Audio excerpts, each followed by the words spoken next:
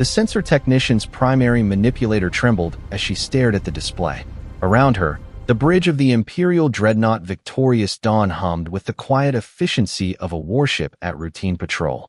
Crew members moved between stations with practiced precision. Officers reviewed tactical displays. Everything was normal, except for what her sensors were showing. "Commanders H. Crow," she said, her vocal sac constricting with uncertainty. "I'm detecting an anomaly at the edge of the system." Commander H. Crow, a veteran of 40 campaigns across the Galactic Empire's endless expansion, didn't even look up from his tactical display. "Define anomaly, technician." "A vessel, sir. Unknown configuration. It just translated in system at the jump point." "Size." The technician checked her readings, then checked them again, then ran a full diagnostic on her sensor array because what she was seeing couldn't possibly be correct. "Technician, I asked you a question." "Sir, the readings are inconsistent. Initial mass detection suggests a vessel approximately 400 meters in length. Standard cruiser dimensions. But the energy signature is reading at dreadnought levels. Possibly higher." That got ZH Kral's attention. He crossed to her station in 3 long strides, his 4 eyes narrowing as he examined the data. The Juntar were a species that had conquered half a spiral arm through superior technology and ruthless efficiency. Their sensors were the finest in the known galaxy. They didn't make mistakes. "Run a full diagnostic," he ordered. "Already done, sir. 3 times. The readings are accurate." ZH Kral studied the display in silence. The unknown vessel held position at the jump point, making no aggressive moves. Its profile was unlike anything in the Imperial database. Sleek where Imperial ships were angular. Smooth where they were heavily armored. It looked almost elegant. "Identification?" "None, sir. No transponder signal. No response to standard hails." "Armament?" "Unknown. I'm not detecting any obvious weapon ports or missile bays. But given the energy signature..." She trailed off, unwilling to state the obvious. ZH Kral made a decision. "Communications, hail that vessel. All frequencies. Standard Imperial challenge." The communications officer complied. The message went out in 17 languages, including the standard trade tongue used across civilized space. "Unknown vessel. You have entered Imperial space without authorization. Identify yourself immediately or be destroyed." The response came in perfect Imperial standard, spoken with an accent ZH Kral couldn't place. "Imperial vessel, this is the Terran warship Indomitable. We're transiting through your space en route to the Vega sector. We mean no harm and request permission to proceed." Terran. The word meant nothing to ZH Kral. He pulled up the Imperial database, searching for any reference to this Terra or its people. The results were sparse. A handful of mentions in exploration logs from the frontier regions. A species that had made first contact with Imperial scouts approximately 40 standard years ago. Classified as primitive. Pre-warp capability. No threat designation. Status: unintegrated. ZH Kral's mandibles clicked in what passed for Jintar amusement. "Terran warship," he repeated, speaking to his bridge crew. "From a species that didn't have faster-than-light travel 2 generations ago." Several officers chittered in agreement. The Empire had encountered countless primitive species over the millennia. They all followed the same pattern. Initial contact, cultural exchange, eventual integration into the Empire as client states. Those that resisted were conquered. It was the natural order of things. Communications, respond. Inform the Terran vessel that this system is under Imperial jurisdiction. They will power down their systems and submit to boarding inspection. If their vessel is found to be in compliance with Imperial standards, they will be allowed to proceed. The message was transmitted. The response came almost immediately. Indomitable to Imperial vessel. Negative on the boarding inspection. We're a sovereign military vessel on a legitimate transit mission. We're not powering down anything. We're going to proceed to the far jump point and exit your space. Estimated transit time, 4 hours. We respectfully request that you don't interfere. ZH Kral's amusement faded. Respectfully request? They're in Imperial space, making demands. His tactical officer leaned forward. "Sir, should we disable them?" A simple warning shot across their bow should convince them to comply. "No," ZH Kral said slowly. He was studying the energy readings again. Something about them bothered him. "Not yet. Let's see how this plays out. Helm, bring us within weapons range." "Gunnery, Target their drive systems. One shot. Precise. I want them disabled, not destroyed. Sir, the sensor technician interrupted, her voice tight with strain. The Terran vessel is moving. On the main display, the sleek ship accelerated.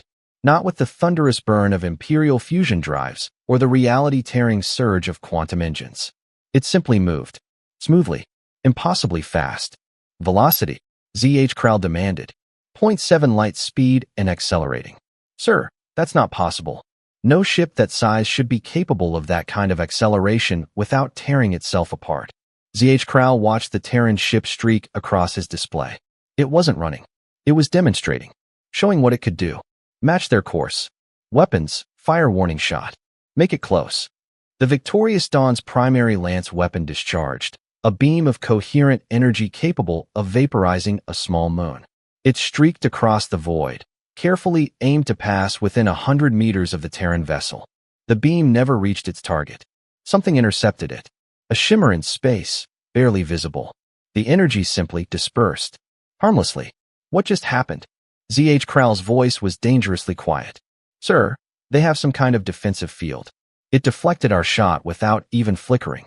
That's impossible. No shield in the galaxy can dissipate a lance beam that efficiently. Confirmed, sir. Our shot had zero effect. ZH Kral felt the first stirrings of something he hadn't experienced in decades of military service. Not quite fear. Not yet. But concern. Real concern. All weapons, full barrage. Target that ship. I want it disabled now. The Victorious Dawn opened fire with everything it had. Lance beams, missile clusters, kinetic impactors, particle beams. The full arsenal of an Imperial dreadnought, refined over thousands of years of warfare. The Terran ship's shields flared to life, visible now as a shimmering bubble of force surrounding the vessel. Every shot, every missile, every beam hit those shields and simply stopped. The energy dissipated. The kinetics bounced off. The missiles detonated harmlessly. Not a single shot penetrated. Impossible, ZH Kral breathed. The sensor technician's voice cracked. Sir, their shields aren't even straining. Energy output is steady. They're not even fighting back. As if in response to her words, the Terran ship stopped accelerating. It hung in space, perfectly still, while the Victorious Dawn's weapons pounded uselessly against its shields. Then it transmitted again. Imperial vessel, cease fire immediately. We have not returned fire out of respect for interstellar law and common courtesy. But we are a military vessel, and we will defend ourselves if you continue this unprovoked attack.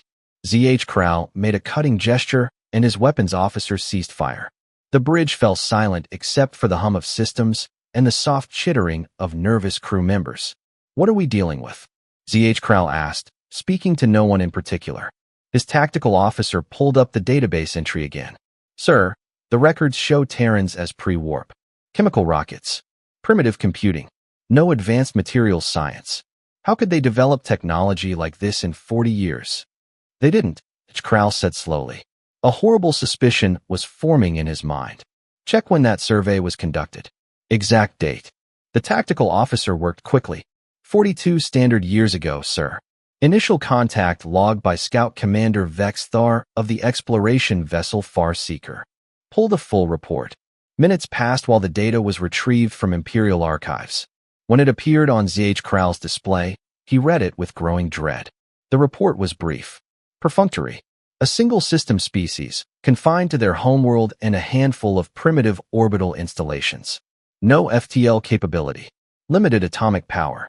Military technology comparable to what the Empire had possessed 5,000 years ago. But there was an addendum.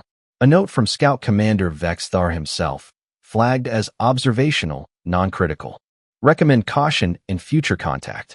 Terran historical records show rapid technological advancement.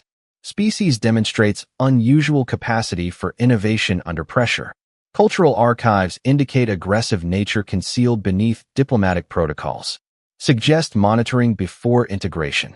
The addendum had been ignored. Marked as irrelevant speculation. Filed away and forgotten.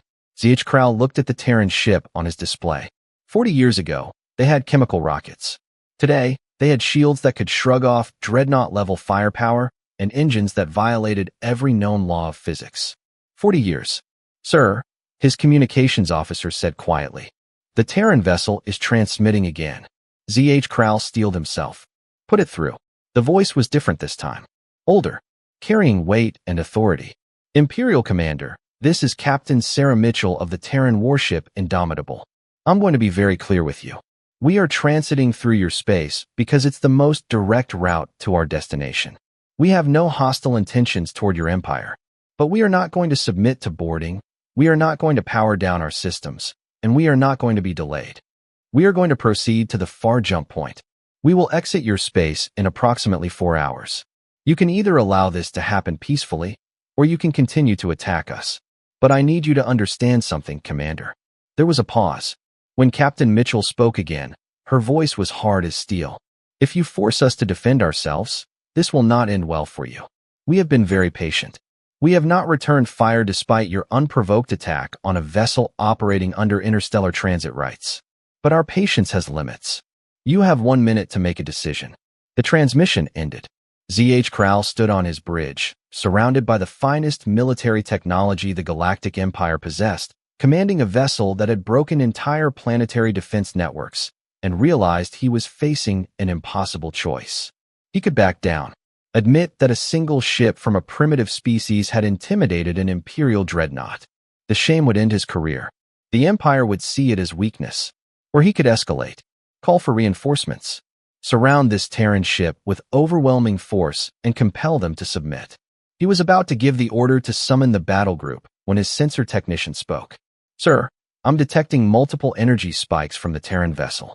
They're powering up weapons. Show me. The display shifted, showing the Terran ship in enhanced detail. Ports were opening along its hull. Structures that had been hidden beneath smooth armor were extending. Energy readings were climbing at an alarming rate. How many weapons? ZH Krall asked. The sensor technician worked frantically. I'm counting. Sir, I'm counting over 400 individual weapons systems.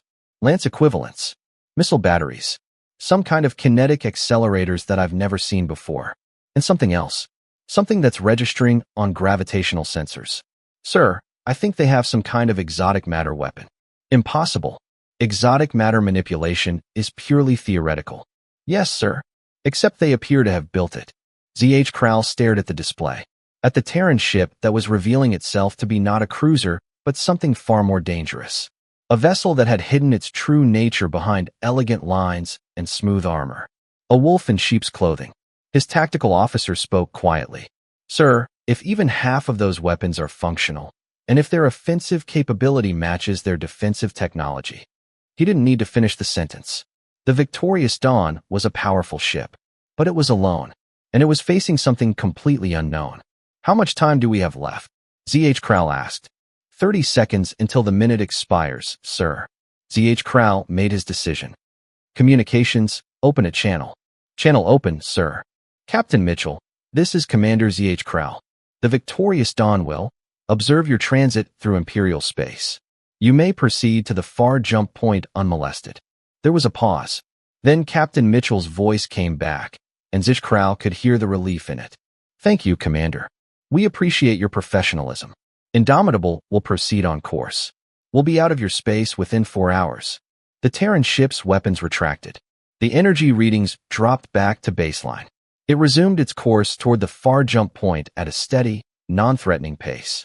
ZH Krall stood on his bridge and watched it go. Around him, his crew slowly relaxed. They had avoided a battle. That was good. But ZH Krall couldn't shake the feeling that they had also avoided something far worse than a battle. They had avoided a revelation. Because in that moment when the Terran ship had revealed its weapons, he had understood something. Those 400 weapon systems weren't everything. They couldn't be. The Terrans had hidden their shields until they needed them. They had hidden their engines until they wanted to demonstrate. They had hidden their weapons until they needed to make a point. What else were they hiding? Sir, his communications officer said. I'm receiving a priority transmission from Fleet Command. They want a full report on our encounter. Tell them it will be ready within the hour, ZH Krall said. He was already composing it in his head. How to explain what had just happened without sounding like he had panicked. How to convey the threat he had sensed without any concrete proof. Sir, there's something else, the sensor technician said. Before the Terran ship activated its weapons, I managed to get a more detailed scan. I've been analyzing the data, and, sir, you need to see this. ZH Krell moved to her station. She pulled up a structural analysis of the Terran vessel. Sir, their hull composition is unlike anything in our database. It's not just armor. It's some kind of metamaterial that appears to shift properties based on external conditions. And their power plant, sir, I think they're using controlled fusion at a level we've never achieved. The energy density is orders of magnitude beyond our best reactors. 40 years ago, they had chemical rockets, H. Krell said quietly. Yes, sir. And now they have this. Yes, sir. ZH Krell looked at his crew, at the sophisticated instruments surrounding him, at the pride of the Imperial fleet, a vessel that had taken centuries of accumulated knowledge to build. And he wondered, if the Terrans could advance this far in 40 years, where would they be in another 40? The thought chilled him in a way that enemy weapons never had. For hours later, the Terran warship Indomitable reached the far jump point and vanished from Imperial space. ZH Krell's report was transmitted to Fleet Command. 3 days later, he received new orders. Proceed to the Imperial capital with all haste. Bring all sensor logs and data regarding the Terran encounter. 5 days after that, ZH Krell stood before the Imperial Strategic Council, a gathering of the Empire's highest military and civilian leadership. The chamber was ancient, carved from a single massive crystal that had been transported from the Empire's original homeworld. Seats arranged in concentric circles held representatives from dozens of species, all united under Imperial authority. At the center sat Grand Admiral Kreshtal, Supreme Commander of Imperial military forces and veteran of more wars than most species had recorded history. Commander ZH Krell, the Grand Admiral said, his voice carrying the weight of centuries. We have reviewed your report. We have analyzed your sensor logs. And we have one question. He leaned forward, his 6 eyes fixed on ZH Krell with uncomfortable intensity. Why did you let them go? ZH Krell had prepared for this. Sir, the Indomitable was operating under legitimate transit rights. They had not violated any Imperial law beyond refusing inspection. Destroying them would have been an act of war against an unknown power. Unknown power, Kreshtal repeated. They're primitives. Pre-warp barely a generation ago. We're primitives, sir. Are not. The vessel I encountered was technologically superior to anything in our fleet. A murmur ran through the council chamber. Several representatives chittered or vocalized their disbelief. A counselor from the Vex species spoke up. Commander, you're claiming that a single ship from a primitive species was a threat to an Imperial dreadnought? Do you understand how that sounds? I understand how it sounds, Counselor. I also understand what my sensors showed me, what my weapons failed to do, and what Captain Mitchell's 1-minute deadline implied. Grand Admiral Kreshtal raised a manipulator for silence. Explain that last point. Sir, when they gave me 1 minute to decide, they weren't bluffing. They had assessed our capabilities, calculated the exact timing needed to deploy their weapons, and gave me a deadline that coincided with full combat readiness. That level of tactical precision suggests extensive combat experience and sophisticated battle computers. The Terrans have never fought an interstellar war, another counselor objected. They have no combat experience. No interstellar combat experience, ZH Krell corrected. But according to our own historical records, their home planet has been host to continuous warfare for their entire recorded history. They've been fighting each other for thousands of years. That brought another round of murmuring. Species that fought themselves extensively often developed terrifying military capabilities. But they also usually destroyed themselves before achieving spaceflight. Show us the sensor logs again, Grand Admiral Kreshtal ordered. Full detail. The chamber's central display activated, showing the encounter from the victorious Dawn's perspective. The council watched in silence as the Terran ship appeared, accelerated impossibly, shrugged off weapons fire that should have crippled it, and revealed an arsenal that made several counselors visibly uncomfortable. When it finished, Kreshtal spoke. Engineering assessment. Could we build a ship like that? A counselor from the Jintar Engineering Guild responded. Not with current technology, Grand Admiral. Their shield technology alone represents a breakthrough in energy field dynamics that would take us decades to achieve. Their engines violate several principles of physics we consider fundamental. And as for those weapons, what about them? Some we recognize.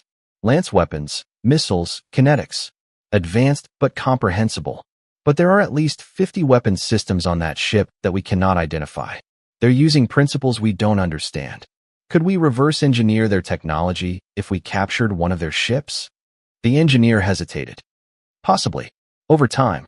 Assuming we could even capture one, which Commander Kral's experience suggests would be difficult. Grand Admiral Kreshtal sat back, his expression unreadable. So we're facing a species that went from primitive to post-imperial technology levels in 40 years. A species that builds warships more advanced than ours.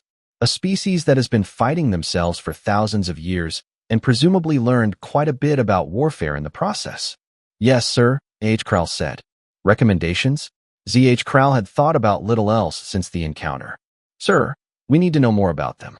Full intelligence gathering. Find out how many ships they have, what their industrial capacity is, what their intentions are. We need to understand who they are before we make any decisions about how to deal with them. And if they're hostile, then we need to know that too, before they demonstrate it on their terms. The council debated for hours.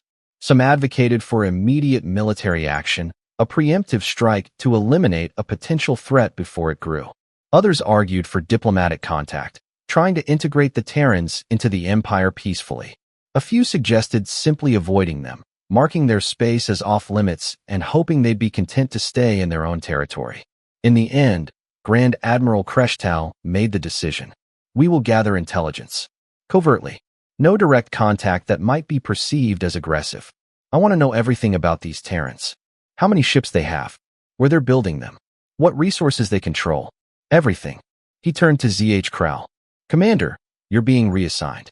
As of now, you're head of Imperial Intelligence's Terran Analysis Section. Your job is to find out everything we need to know about these people. You have unlimited resources and authority. Use them. Yes, sir. And Commander, work quickly. Because if the Terrans could advance this far in 40 years, we don't have much time before they become something we can't handle. Kral saluted and left the chamber. Outside, in the corridors of Imperial power, he allowed himself a moment of private concern. The Empire had stood for 10,000 years. It had absorbed countless species, conquered hundreds of rebellions, and never faced a serious external threat. But the Empire had never encountered a species quite like the Terrans. A species that seemed to treat technological advancement like a competitive sport.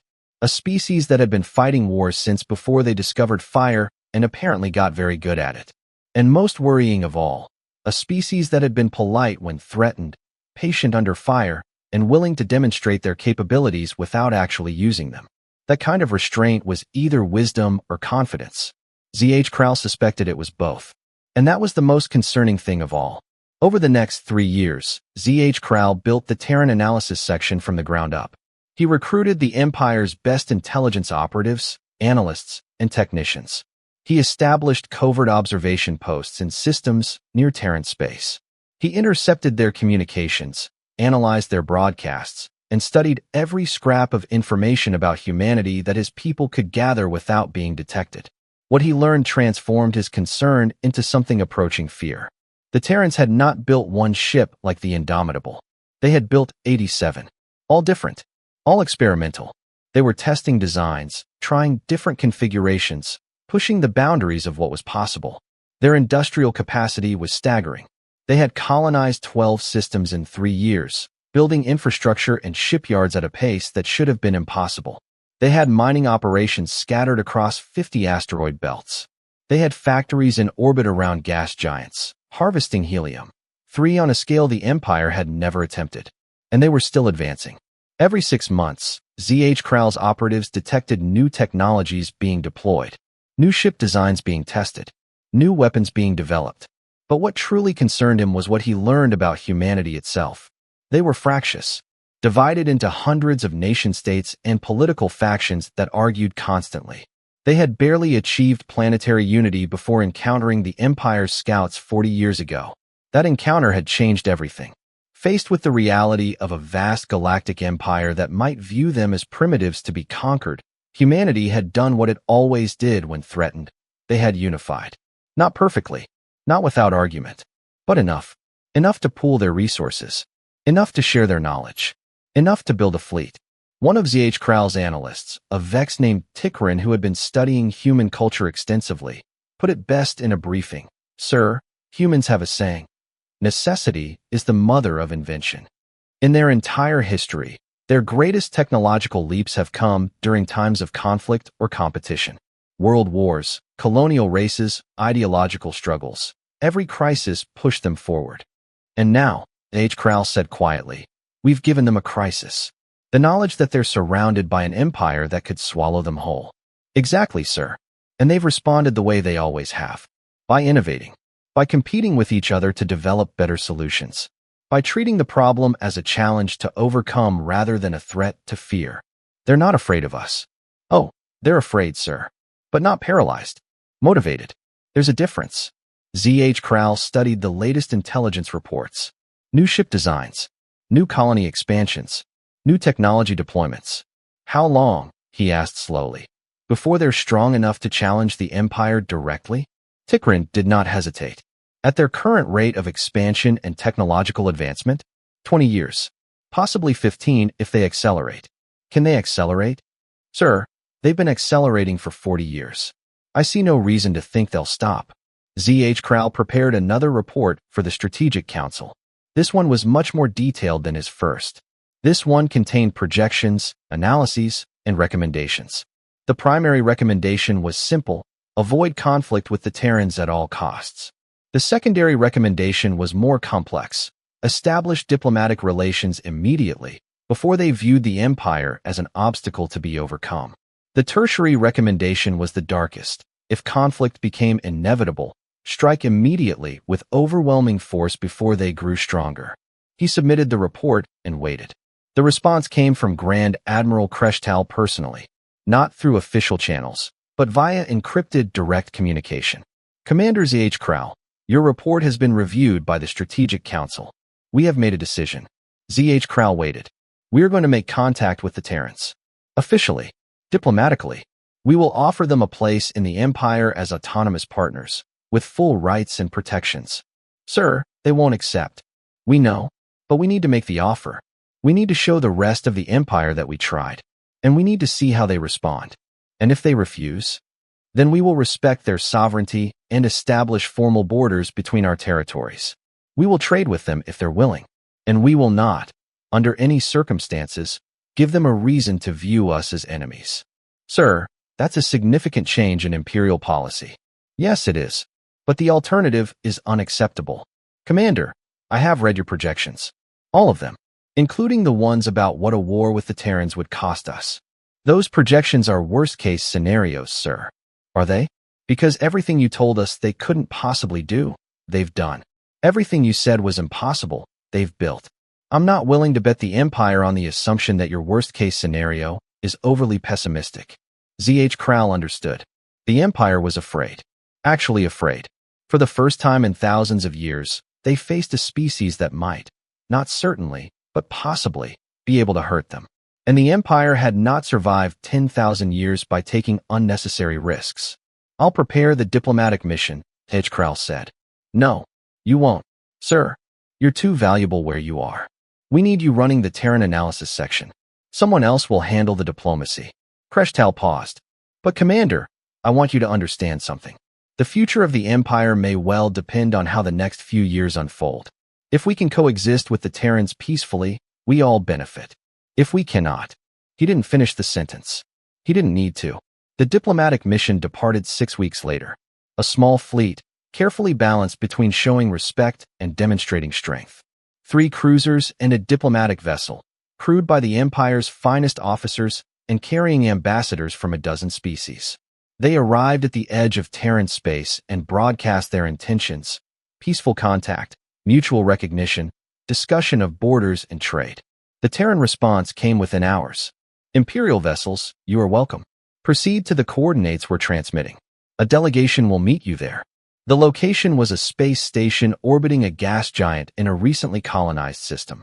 The station was enormous, easily twice the size of the Imperial diplomatic vessel, and bristling with defensive platforms. A show of strength wrapped in a veneer of hospitality. The negotiations took place over 3 weeks. ZH Kral monitored the reports from afar, analyzing every detail. The Terrans were professional, courteous, firm. They rejected imperial partnership politely but absolutely. They had no interest in joining the Empire in any capacity. They agreed to establish formal borders and mutual recognition of sovereignty.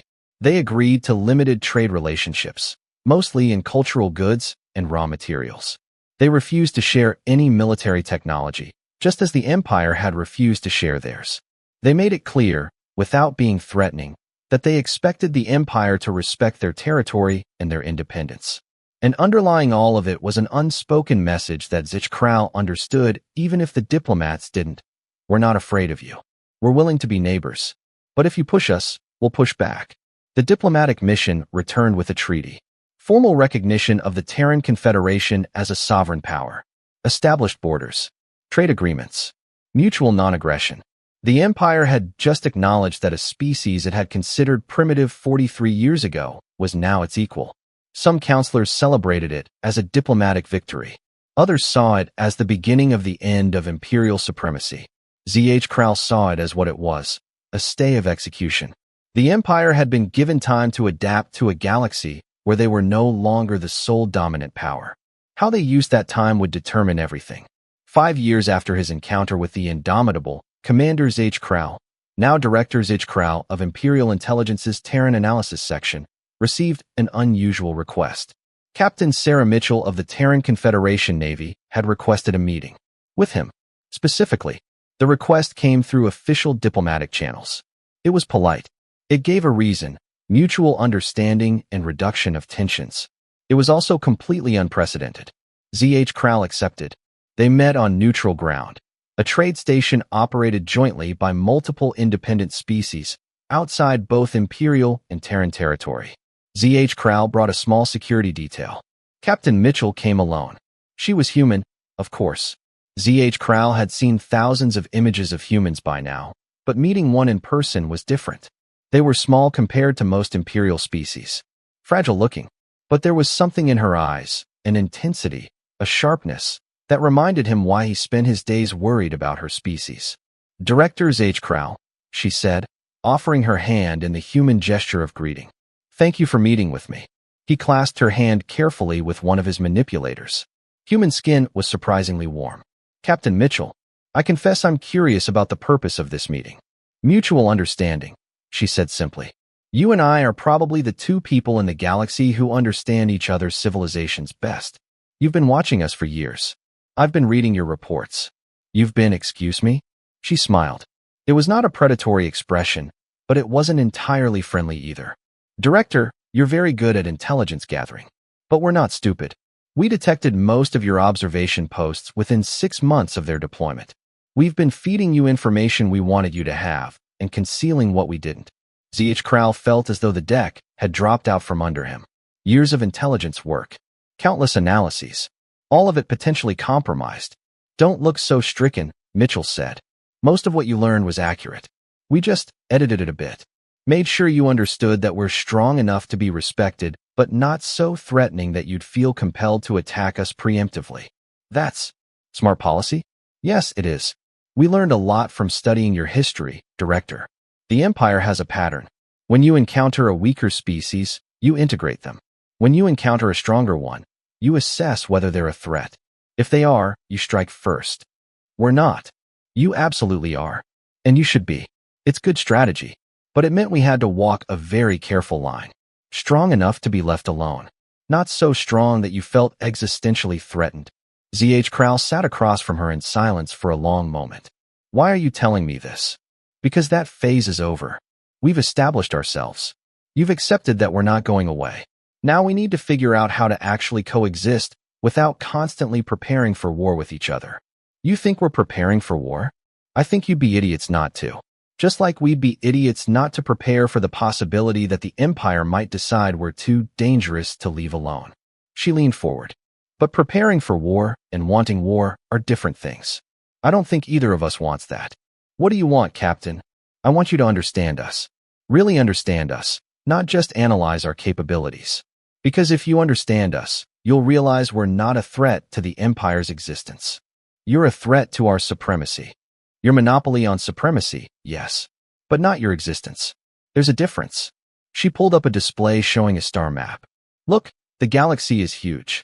There's room for both of us. There's room for dozens of major powers. The Empire has been alone at the top for so long you've forgotten that cooperation between equals is possible. The Empire has thousands of species cooperating under your authority. That's not cooperation between equals. That's hierarchy. I'm talking about actual peer relationships. ZH Krall considered this. You're suggesting an alliance? Not yet. I'm suggesting we stop viewing each other as inevitable enemies. That we start seeing each other as potential partners. She smiled again. Besides, Director, you really don't want to fight us. Is that a threat? It's a friendly warning. You've seen some of our capabilities. The ships we've deployed, the technologies we've revealed. You've based your threat assessments on that information. Yes, that's what we wanted you to see. That's us at about 30% of our actual capability. The bottom dropped out of ZH Krall's world for the second time in one conversation. You're bluffing. Am I? Ask yourself. Would a species that advanced as fast as we did, that unified as quickly as we did, that colonized as aggressively as we did, would we really show you everything we have? Or would we keep our best weapons secret, just in case? ZH Krall had no answer to that. I'm not trying to threaten you, Mitchell said, her voice softening. I'm trying to save both of us from a war that would hurt everyone. Yes, we could probably fight the Empire to a standstill. Maybe even win, if we got lucky. But it would cost both sides millions of lives and decades of resources. For what? Pride. Some things are worth fighting for. Absolutely. Independence. Freedom. Survival. But galactic supremacy? That's just ego. And ego is a stupid reason to die. She stood, signaling the meeting was ending. Think about what I've said, Director. You're one of the most influential people in the Empire. If you tell them we can coexist, they'll listen. If you tell them we need to be destroyed, they'll try. And if they try, then we'll defend ourselves. Absolutely. Ruthlessly. And when it's over, nobody will have one. She offered her hand again. I hope we can be friends, Director. Or at least friendly rivals. Because the alternative benefits nobody. ZH Krall clasped her hand. I'll consider what you've said. That's all I ask. She left. ZH Krall sat alone in the meeting room for a long time afterward, thinking. He believed her. That was the problem. He believed that humanity was more capable than they'd shown. He believed they'd been carefully managing the Empire's perception of them. He believed they'd been 3 moves ahead the entire time. And he believed that a war between the Empire and humanity would be catastrophic for both sides. The question was, what did he do with that belief? He could tell the Empire to strike now, before humanity grew stronger. Many counselors would support that.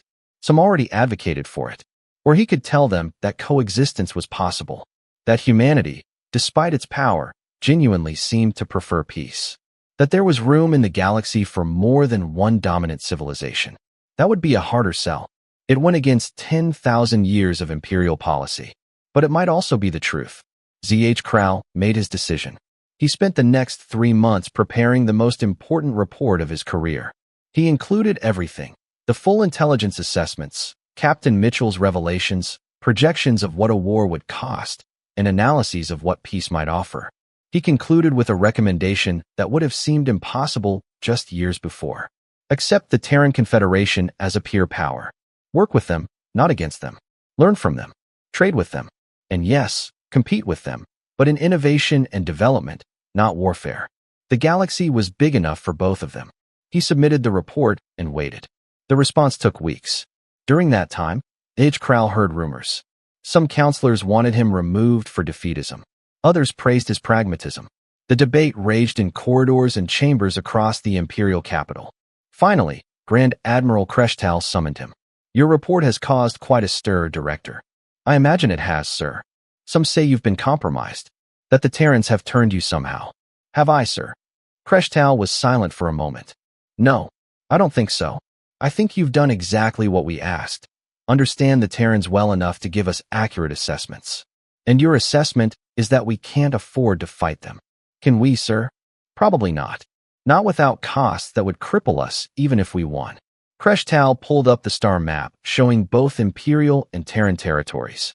The Council has made a decision. We're going to follow your recommendation. Full recognition of Terran sovereignty.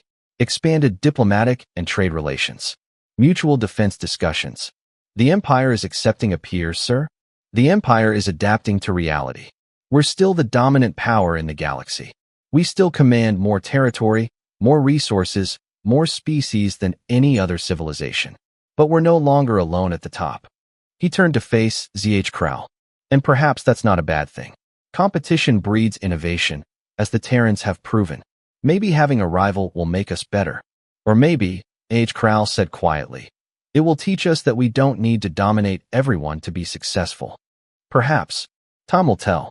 Kreshtal smiled, an expression that looked unsettling on a Jintar face. In any case, you're being promoted. Ambassador ZH Crow, Chief Imperial Representative to the Terran Confederation. Your job is to make sure we never have to test whether Captain Mitchell was bluffing about that 30%.